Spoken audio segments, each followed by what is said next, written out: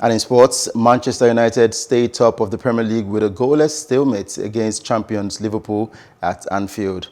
It was a game that failed to justify the pre-match anticipation, and while Ole Gunnar Solskjaer, the Manchester United manager, may be happier with the points than Liverpool counterpart Jurgen Klopp, he will also know that they had the better chance to claim a statement victory.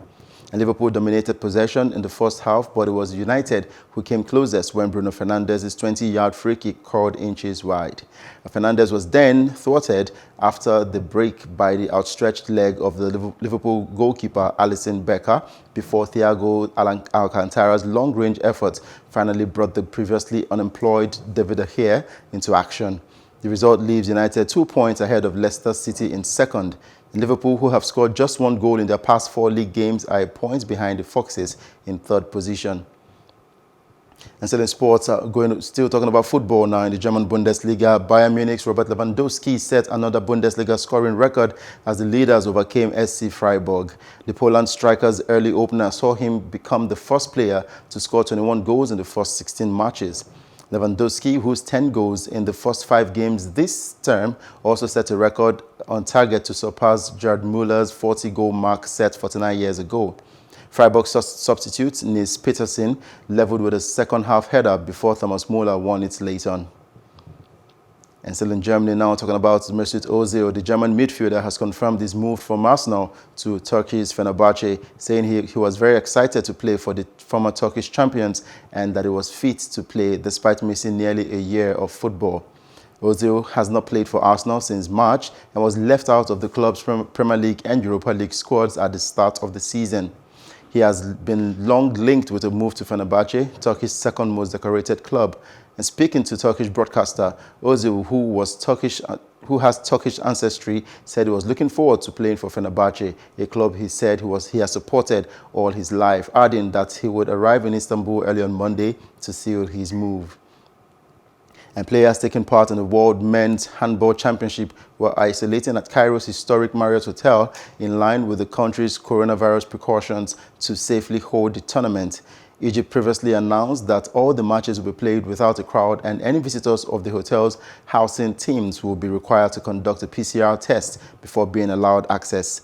The tournament comes as Egypt experiences a second wave of the pandemic and with the United States and Czech Republic had pulled out from the January 13 to 31 games.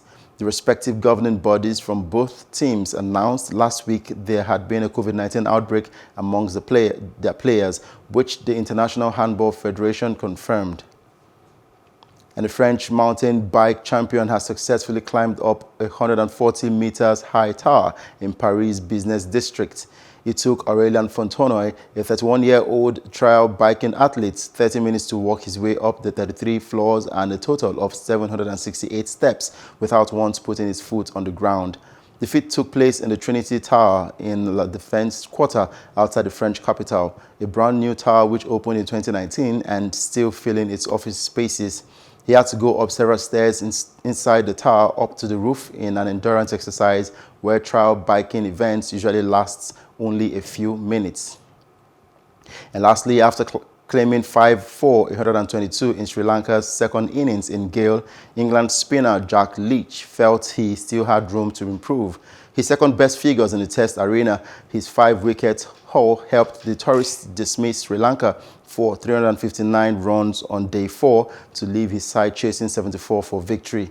With the pitch aiding the spinners, though, England lost 3 quick wickets before the close of play, and Johnny Bairstow and Dan Lawrence steadying the ship at 38 for 3.